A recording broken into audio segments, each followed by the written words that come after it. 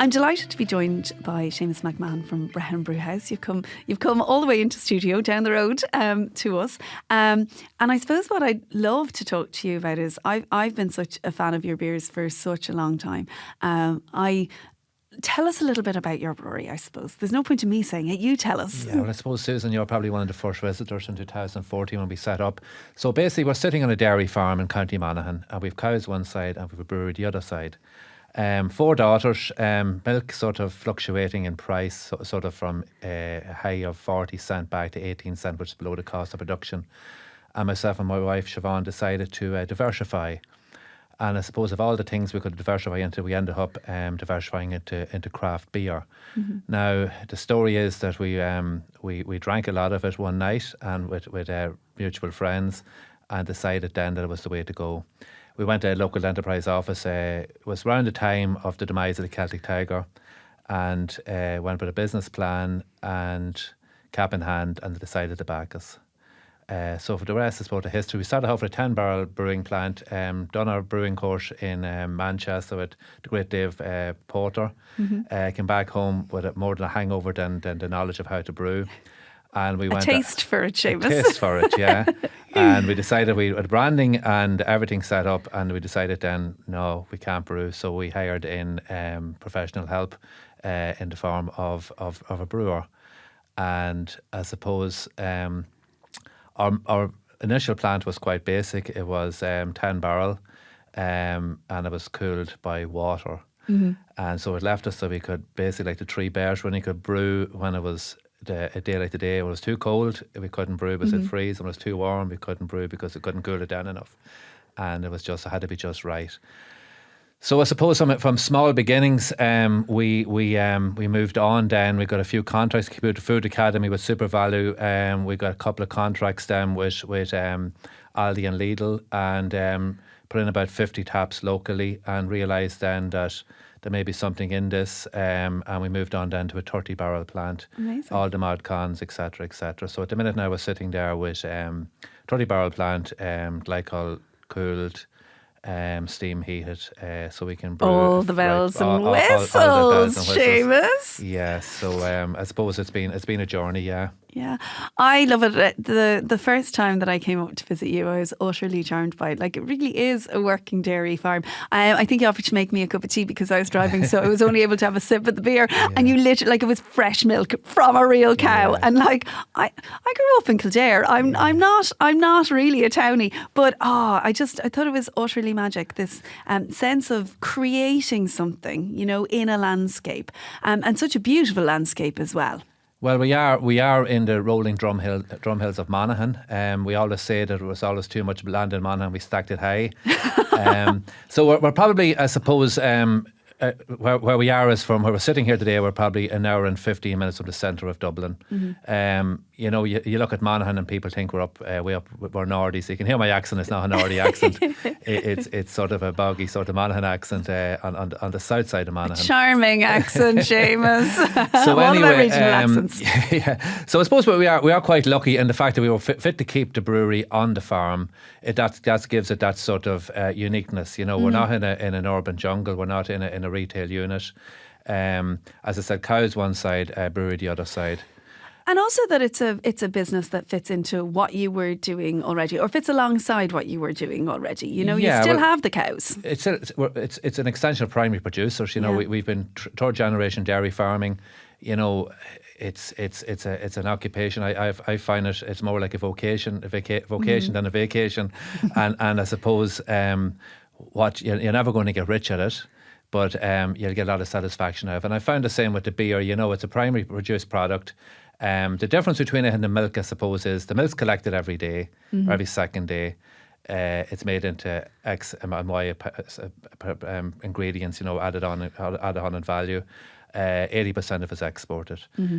Quite similar to the beer, we get 3 or 4 raw ingredients. We produce anything from 3.4 to up to 11% barrel-aged stouts.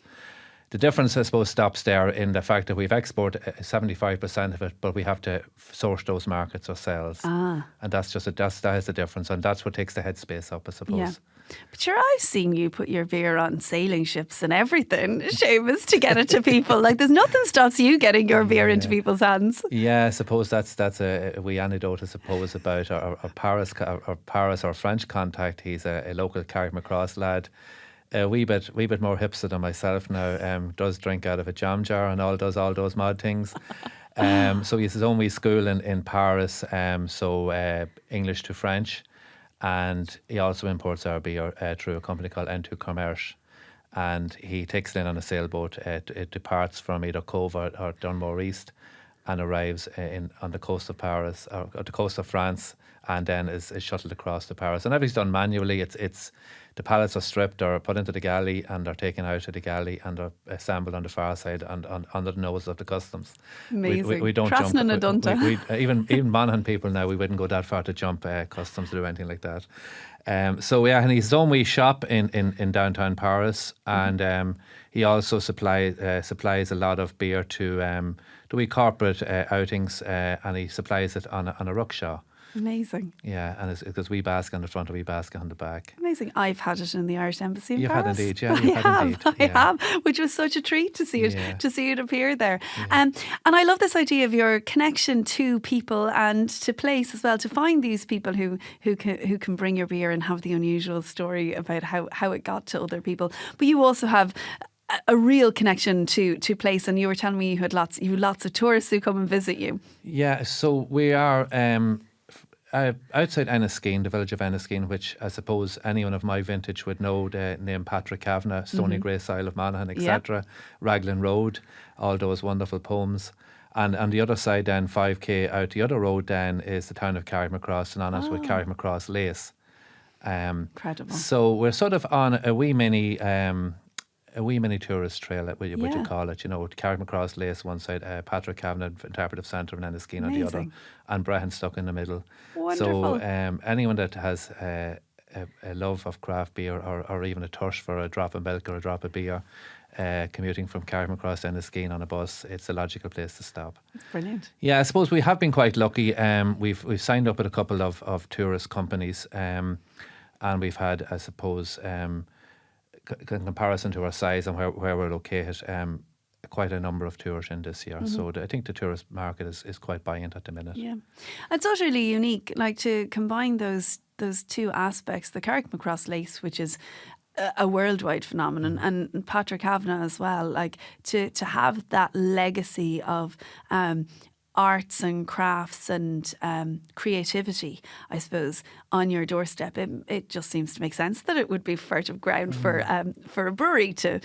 Yeah, well, again, I suppose Monaghan people, they're in their nature, and I suppose back to the stony grey soil of Monaghan in comparison to the plains of Kildare, where you come from, Susan. The land, we're no landowners. The land is quite demanding, and I suppose to have that entrepreneurial, thing about them, like, it'd be a ginery, be it mushrooms, be it light engineering plants down and get into the brewing, and I suppose we have been blessed, I suppose, with artists of various guises. I suppose I always mention Patrick Kavanagh, but never forget Oliver Callan, who lives down the road across the hill from us. So he's his father and his brother have worked with me on various projects around the farm. Wonderful. So yeah. Creative people. Well, you have to. I suppose you have to be, no matter where you make a sense of place. I suppose I'm saying Monaghan is unique, but I suppose rural Ireland is quite similar. People from small acorns, massive trees grow. And I think this is what we want to celebrate, particularly in this episode of this podcast, is the uniqueness and why your beer couldn't be made really anywhere else. And it has this sense of it comes from you, it comes from your brewery, but it also comes from the place. It's not a generic mass market product. It has a level of craft and skill and consistency, which makes it endlessly drinkable. But anytime I open it, I'd feel absolutely connected to your brewery, to your place, to Monaghan in my glass. And I love hearing the idea that it doesn't just travel within Ireland, that then it takes the roots out of the sea to somewhere else as well, that it travels beyond your place and space. Yeah, well, I suppose our tagline is Irish beer crafted in stories. And I always say, you know, we're pretty good in Monaghan at telling stories. Some of them are true, most of them are true, some of them are not too true. But that is our tagline, and we do like to tell our stories. We do like to, you know, we're quite proud Monaghan people, really, you know. Yeah. Well, it's wonderful. And even just on a practical level, that the majority of what goes into making beer, obviously is a lot of hard work, but there's a lot of water that goes into it, and you have your own water source as well, so it couldn't be from anywhere else. Well, there's a lake for every day in Monaghan. I think there's 365 lakes. And we have a deep bore well on the farm, and you know the underlying rock is quite limey. So the water, groundwater, or the board water is quite alkaline, which induces really good stouts. So I suppose not being big headed about it, but we probably have a very good reputation of producing pretty good stouts, you know.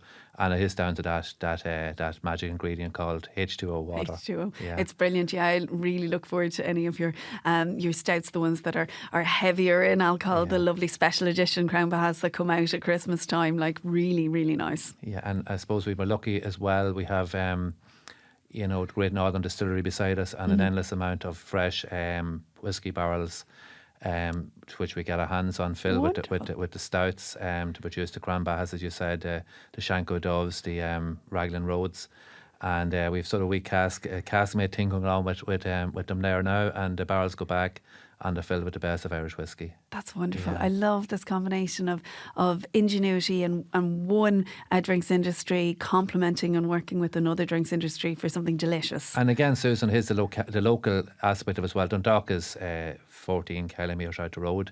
The malts come from Hagerstown, Loughran's malts up the road, so we can almost see it growing in the fields, you know, where before it's malted. So we know exactly. So if we're telling about Providence, we can exactly say where it came from. That's you know. amazing. I think that's something that we really have as a huge asset and strength within the Irish craft beer industry, is the ability to tell these different stories that are about place and then connect to the other food and drink industries as well. And I think that's just by the geographic location of us being small.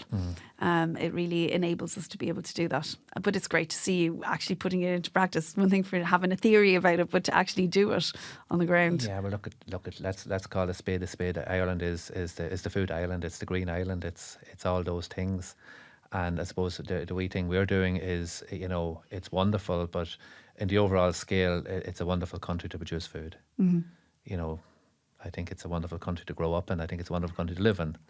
I think you're right. I also think that the journey that your brewery has been on is fascinating. That when you get to visit it and you have this old pre-famine cottage, and this spanking brand new brewery with a really glam canning line. I just think it's wonderful that it is a wonderful country to grow up in, and there's also the potential for having a history and seeing a future.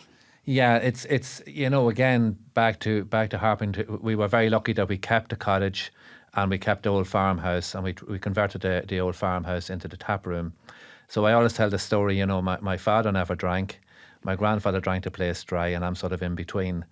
And you know, when you go to the cottage, you walk in the door and the old dressers is there and the old range is there, you know, from my father's time. And I was in one of the bedrooms there till I was 5 years of age till I was rescued, and we moved down in 1974 to a new bungalow. And you know, the house was mothballed until we built the brewery. And I suppose the fact that the brewery exists is the fact that the house still exists on the farm.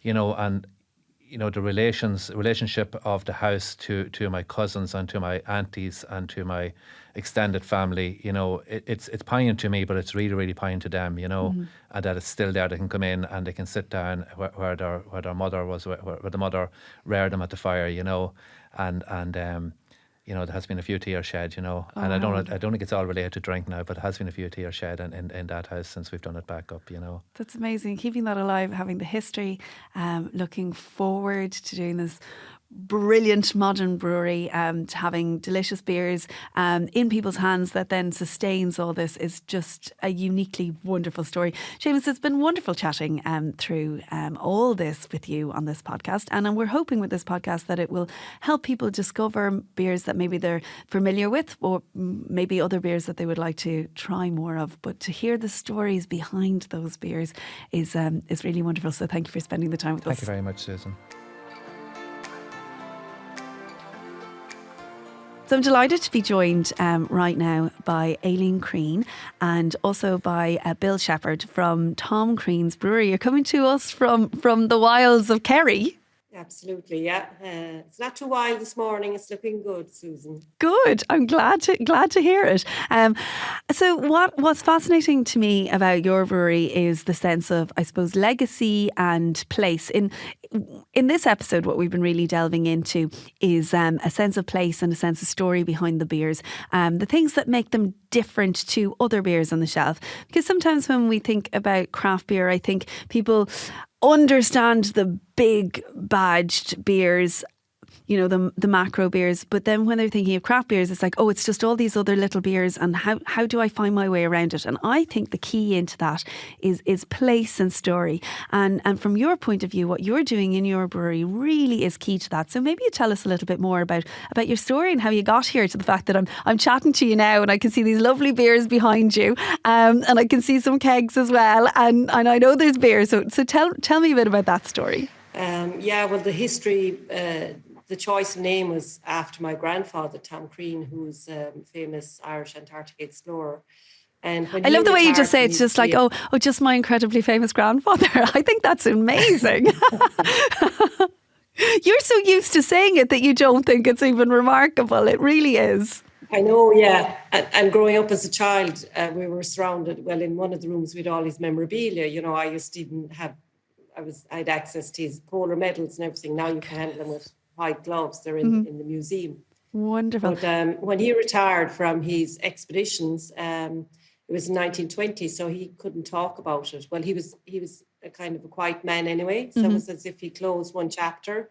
And so he opened up a pub in Anascall. But his wife came from a pub background, and so she ran the pub. She was quite a matriarch. She lived with us until 67. But so he never kept a diary and he never gave an interview. So the only outward show of his expeditions was he called the pub the South Pole Inn. Amazing. In, remote Anascall, West Kerry. Yeah.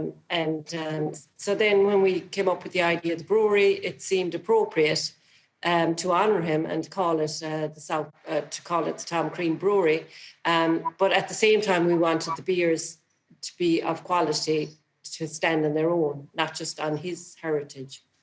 I love the idea, though, that if he was a person who didn't tell his own story, that now you get an opportunity to do that, but in a different medium, through beer. Absolutely, yeah, through beer. And, the image on our fish eyes, it's the iconic image of Tom Crean. And the family are indebted to Michael Smith because he wrote a book about Tom's expeditions, and also a children's book, which is on school curriculum. So, it's kept the name of Tom Crean alive, which is great. And he's associated with adventure, with courage, Amazing. And with the pub. It's Tom Crean's Rabbit, isn't it? Isn't that the book? There's a book about Tom. It's the Iceman. Ah, amazing. It's the Iceman. Amazing. One on school curriculum. Yeah. That's wonderful. So then the journey between having this idea of having the pub as a place and then thinking about producing your own beers as well. Tell me a little bit about that. Well, I met Bill in Goa in India, and then he really likes his beers. I love this idea. Like, we've been talking about like South Georgia and Goa and Anascall. The adventurous people running your lineage. It's magic. So you were off in Goa and you bumped into Bill. That's right, yeah, and brought him back. Thanks, yeah. And so I had been in Kenmare since the early 80s. I went there to work for one season in the Park Hotel, and then opened up a restaurant and with B&B. And so then Bill and I got chatting. We said, well, what about, building a brewery in the backyard, as you do? So that's where we built the brewery. That's amazing. And so tell me a little bit more then about the beers that you produce and just about the styles that you use and part of that. We've produced 11 beers to date. We actually brewed a new beer at the weekend, which was great. Yay! I had some old fireman colleagues from London over, which I hadn't seen for 25 years. They all came over en masse at the weekend. And to celebrate, we produced a new beer, an ESB 5.5. So that's an F28 fire quencher we produced at the weekend, which is exciting. The other beers we've produced, the kind of slightly different beers we've produced. We've produced a watermelon pale ale called Corner Boys, something to talk about. We produce Kerry Surf and Turf, which is when I came to Kenmare and looked at Kerry and was just blown away by the landscape. And to celebrate the mountains and the sea, we produced a beer that's based around a brown ale. We go to our neighbour's peat bog, we dig the turf, we boil it up, we sterilise it. That goes in a mash. We go seaweed foraging down the Beara Peninsula, and in this brew we put in sugar kelp, and it's about celebrating Kerry. We also do a very popular session IPA, our original red ale. We do an oak smoked wheat beer, which people are really interested in. That goes really quite well, but very different for the Irish palate. We do a Kolsch style lager. We've done, we're pretty pleased where we are with our production of new beers at the moment. What I'm hearing from this is a huge amount of ingenuity and diversity, that you're looking at classic beer styles from other places and giving them this unique and wonderful Kerry twist. And that just sounds utterly delicious. The feedback on the beers, we have to say, is, we're really happy with the feedback, to the extent that this weekend in Blasna we've got 3 beers in the finals. Fantastic. That's really good to hear. And Bill, your background in brewing, had you been brewing for a long time before you founded this? Or tell me just a bit about that story.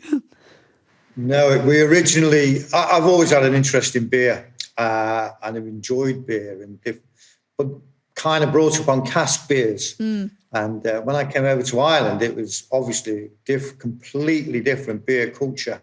And I kind of you don't get those, then you didn't get those variations in tastes and flavours. And so it was about, hey, we can do something here. So I literally went and learned how to be a brewer. Amazing. We developed a recipe, we contract brewed it for 2 or 3 years. And then we said, to tell the story of Tom Crean properly, to brew different beers, control production and quality, we need our own brewery. That's wonderful. And that's what we did. I heard this great story that Camera, which is a campaign for real ale that's based in the UK, was founded in Ireland when a group of people came over and realised that they were so lucky to have real ale and that we had lost some of that culture here. So it inspired them to make sure that it didn't get lost in the island next door to us. So it's wonderful to see you looking at from that point of needing and wanting that in the market, that you solved your own problem and you're brewing it yourself. The lovely thing about Camera, it was just like 5 ordinary blokes who said, let's do something about the loss of our beer industry. Yeah. And it's now the largest food lobby organisation in the world. And the strength within that, and it kind of shows that doing something is how you change it, that when you guys realised that contract brewing was a great starting step, but then that you had kind of almost outgrown that and had got to a point where you're like, well, now we want to do something else, and the great success that you have now that your beers are being recognised in something like Blasna Heron. Yeah, we're kind of making the tools for people, so we can brew the beer. But really, it's the consumer asking for the beer, asking for craft beers. That's going to drive the beer revolution in Ireland forward. Yeah, I think so, Bill. And I think also the people understanding that that your brewery depends on people drinking your beer, and that consumers actually have a choice when they go to a bar or when they go to wherever they buy their beers from, to support this Indigenous industry and to support these new and exciting offerings that just weren't there 25 years ago. This is what's so exciting. Mm-hmm. Exactly. And with our beers, and I suppose most craft beers, but they're just, as you know, 4 natural ingredients, and our beers are vegan. Mm-hmm. So a lot of the big boys produce beers and they've chemicals and additives, whereas ours aren't. Yeah. And also the things that you are adding are things that are local, that tell more of a story, that are for specific reason, and show kind of imagination, that those adjuncts are specifically to increase the offerings of beers that you have. And that's really wonderful. The tours allow us the opportunity to tell the story, the history of brewing in Ireland, like our lager is St. Bridget's. And most people like me, when I went to school, the nuns never told me she was a master brewer. So we're honouring St. Bridget with our lager. And it allows us to tell the story of Tom Crean and share it and keep it alive. And plus in Kenmare is a beautiful town and beautiful surrounding area. But this is the first kind of indoor experience that people can avail of. Very important when we know the weather can be inclement. I love this. This is exactly what I was going to ask you about, was this idea of like the history and linking to the other stories of beer. St. Bridget is a woman close to my heart. I'm from Kildare, and it always struck me that you're right. In primary school in Kildare, I wove bridges crosses every single St. Bridget's Day, which is the 1st of February. And sure, it wasn't until a few years ago that someone told me she was the patron saint of brewing. And apparently her prayer was that she wished she could have a lake of beer. And I was like, that's the kind of woman. Yeah, you got it. You got it. We share that every time on the tour. Yeah, it's wonderful, and it's what actually that story is what got me interested in brewing and beer. So I think having a female who was making great beers back then means that there's no reason why there's not lots of women enjoying great beers and making great beers now. So tell me a little bit more about these tours that you offer. The tours, so we talk about kind of the economics of brewing beer, brewing craft beers, because a lot of people don't understand the trials and tribulations of trying to get a tap in a bar. And so it's an eye-opener in lots of issues about consumer beer buying. And then we talk about how we brew beer. We talk about history of beer. We talk about Tom Crean. We talk about our 2016 expedition to honour Tom Crean. And finally, we talk about our sustainability, which has been important from us since the day we built the brewery.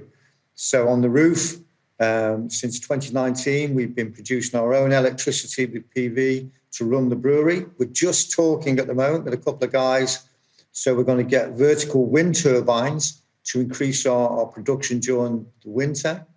We last year, we're looking at ways how environmentally we can help the climate. Every decision we make, we do lots and lots of things. Last year, we worked out how to convert spent grain into silage. So we applied for a flock number. We got our own sheep last year. We fed our own sheep with our own spent grain. That works so well that this year we've doubled the number of sheep we have. That's going really good. Amazing. This year's project was about building a polytunnel at the house. We imported a biodigester from America, and with the waste from the sheep, from the house, from the brewery, that produces all our natural fertilizer for the grass, for the sheep.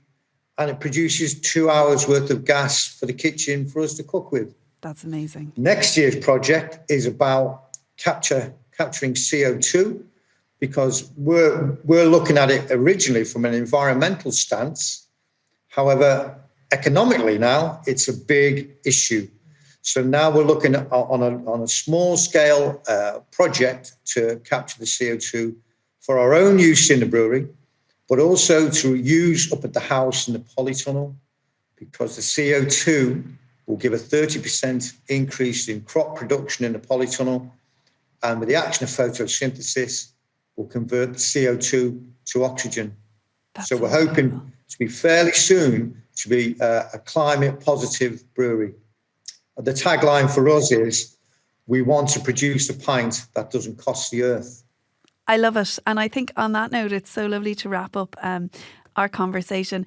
Being able to see so many opportunities. I love this kind of domino effect. You had this idea, you did one thing, it links to many, many others. And to find a way of doing that so that it's sustainable, that it thinks about the future, that it's not just for the moment, and that your beers have this ethos behind it of ingenuity and the past. I think it's really wonderful to be hearing these stories from you. So thank you so much for sharing them. I'm delighted to be joined by Adrienne Heslin from the West Kerry Brewery, which is Bjor Kirkagwina, coming to us from the wilds of Kerry, and the sunlight coming into the side of your window. I can see you here. It's an absolute pleasure to have you join us on this podcast, Adrienne. How are you today? I'm grand. Grand. Great. I hear you're not, though. I hear you're busy because you've got some tourists in.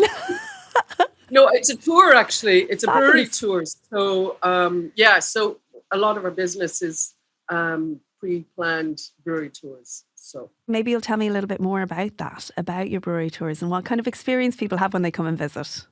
Yeah, so actually at this stage, we have a number of tour groups who use us regularly. And we really kind of go after the bespoke market. So it's usually groups under 12. Because that's what will fit in the brew house. These people, actually, they roped me into making them brown bread and chowder, which I swore I wouldn't do because my kitchen isn't really open, but, it's I love it. A pot of chowder together. Not just a brewer. Well, I hear lots of people saying that brewing is really, actually it's more, I've heard my brewer friends describe it as being more like baking rather than cooking because you have to be quite precise about it. So it's great to know that you can turn your hand to both things. Well, yeah, and actually, I think that's really where that is one of the key reasons I got into brewing. Mm-hmm. But I'm not at all precise. I'm the opposite, actually. And cooking is very feel your way. Yeah. So in brewing, I certainly have a much more creative streak and more ad hoc.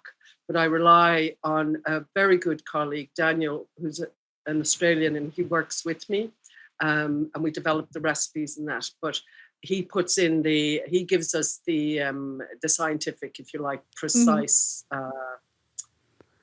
things that are needed, And maybe you'll tell me a little bit more about that because I've had the absolute pleasure of enjoying your beers loads of times, and the thrill of happening upon some of your seasonal beers. And what I love is the idea that for me, when I open them, I feel like I'm tasting a little bit of where you're from, where the brewery is from. Good. That's what we intend, actually. Very much part of it. To be honest, I think most brewers are good cooks. Mm-hmm. I think you have a kind of a relationship to palate. And for me, the kind of the ethos of the brewery has really spawned from my own water well. Mm-hmm. We also now just use a fresh strain of yeast, which we've been using. I actually can't remember for how long. So we don't use any other yeast. Mm-hmm. And then just because I don't grow the barley and I'm not growing the hops, I was kind of desperate to get as much of the place into the beers. So started with the botanicals. Amazing. And in fact, we've just brewed, I just have a bottle here. I'll just show it to you. This is our all seasons Groot. I don't know if you can see that. Amazing. So this is, actually it's a commemorative beer for my partner, Padraig, who died in 2001. And we do it kind of within our Riask series. And those beers celebrate the area even more. Like on Riask is the name of the townland. And we put whatever is available by way of botanicals in the brew. This is actually just the second time that we've brewed this. Gorgeous. We have some nettle, some meadowsweet, some yarrow. But we also add hops because we don't want to challenge the palate. We want people to still enjoy it. I think that makes a lot of sense.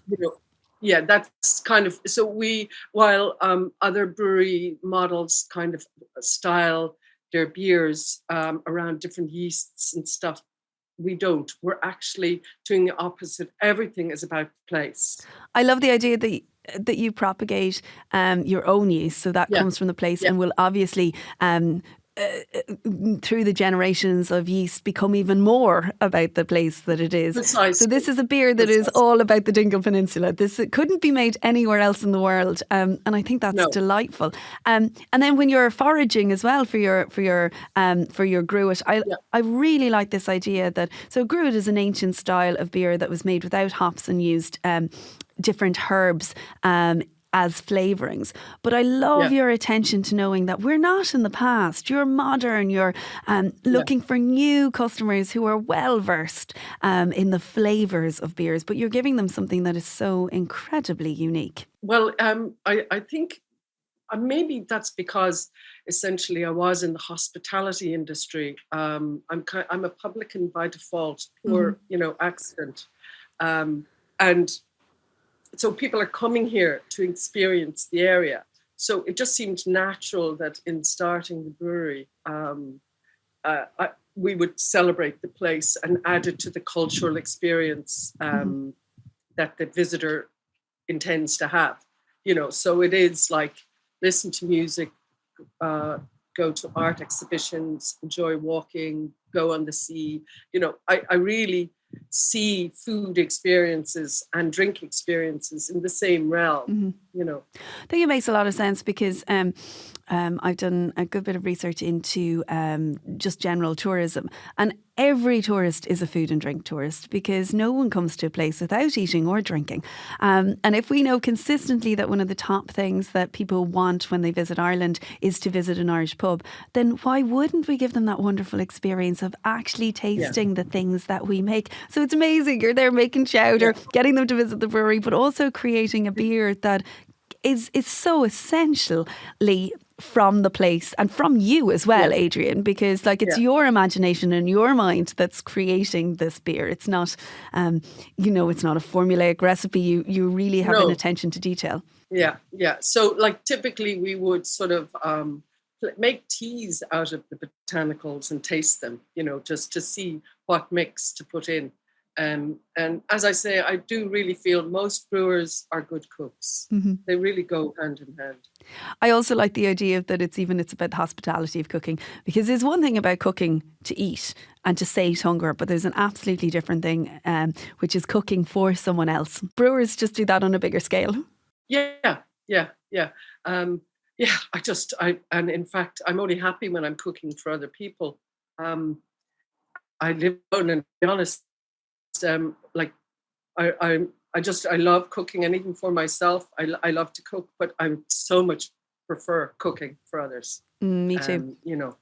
I'm much more fun. I'm a bit lazy when it comes to cooking for myself. I just eat cheese and toast forever. But as soon as I get an opportunity to cook for other people, you spring into action. I do. I love it. It's very closely knit.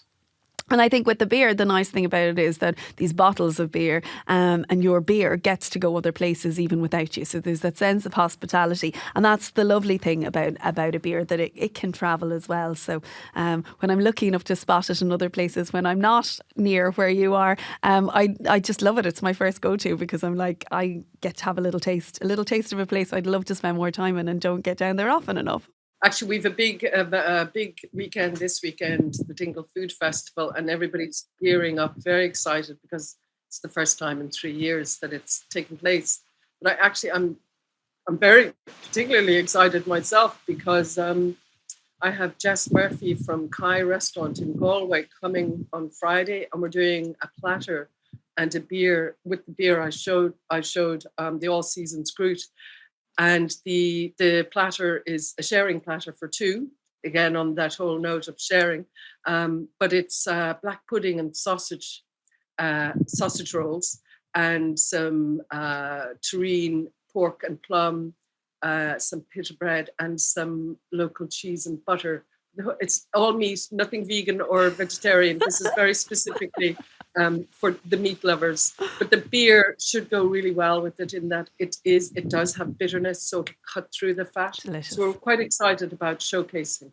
That's going to be wonderful. And also the collaborative aspect that, you know, the beers that you make is a combination of you, where you are, the land, the, you know, the items that you might find, but also carrying on this tradition of brewing this and tradition of hospitality within a pub setting too.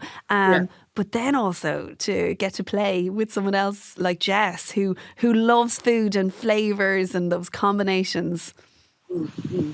So she's bringing relishes and chutneys and stuff like that to make it look pretty. But I'm excited. I've met her a couple of times, and she's a great champion for local food and drink producers. Yeah, I've judged the Blas na Heron Awards with her a couple of times. It's always an absolute joy if she happens to be on my table or near my table, because she's great, and she just has an insatiable appetite for just food stories and for creating moments that are around food and finding those connections. No, it's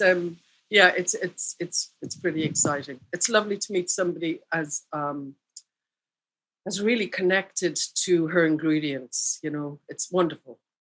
And I think I think the arts training to be able to have, you know, the kind of artist vision or an intention and to be able to stick by it when there's so much temptation to go down other things. This is what has always struck me about your beers, is that they really couldn't be made by anyone else. And I think that's just wonderful, because they have this sense of place and sense of person, I think, as well behind them. Good. Well, thank you. Great. So, and in relation to thinking about it, because it's so lovely that both of us are able to have a chat. And I'm thinking about how sometimes there's a feeling that there isn't as much space for women to enjoy beers. And I find that endlessly frustrating, because most of the people I know who have exceptional palates happen to be women. How I suppose you've been on this journey for a while now. How have you found that aspect of it? Like maybe growing the market or encouraging more women to try your extraordinary beers, or have you noticed a shift or a change in those kind of attitudes? I haven't really, and I will be honest. Like, so if I'm using the pub Bricks as my showcase, as my platform, I mean, all the men and women now, loads of people on their holidays are couples, yes, 2 people or families, and there'll be men and women. Everybody drinks a beer. Yeah. It's very seldom that, you know, a woman will go, no, I don't like beer. Mm-hmm. You know, it's not something that I focus on too much, because, I mean, to be honest, like, being in business is incredibly difficult as a woman. It really just is. But I don't want to go on about it. No. So as I say, from people coming into Bricks, men and women drink beer, like they do. I know even our cask beer, for example, I mean, it's a sublime beer. For even the person who would say, I don't like beer, they drink it, and it's got so much chocolate malt in it. It's very low ABV.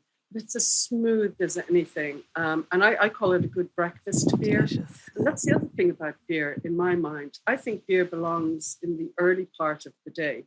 As the evening comes in, I think, you know, there's a shift to a different kind of beverage.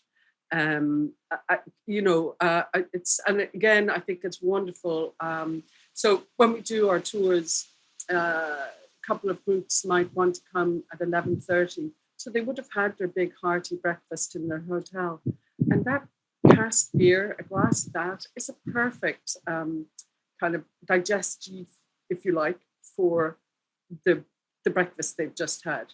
And it really does. It goes down so well. I love the idea of like what you need after a healthy fry is a lovely, lovely drink of your cask beer, your cask ale. Yeah. I also love the fact that it seems that what you've done is created a space for people to feel comfortable within. So there isn't going to be, men versus women, any of that kind of stuff. Because it's like, no, you're the person who's leading this and creating this space, and come in and have a glass of something delicious that I made. Yeah. It's very exciting. Yeah.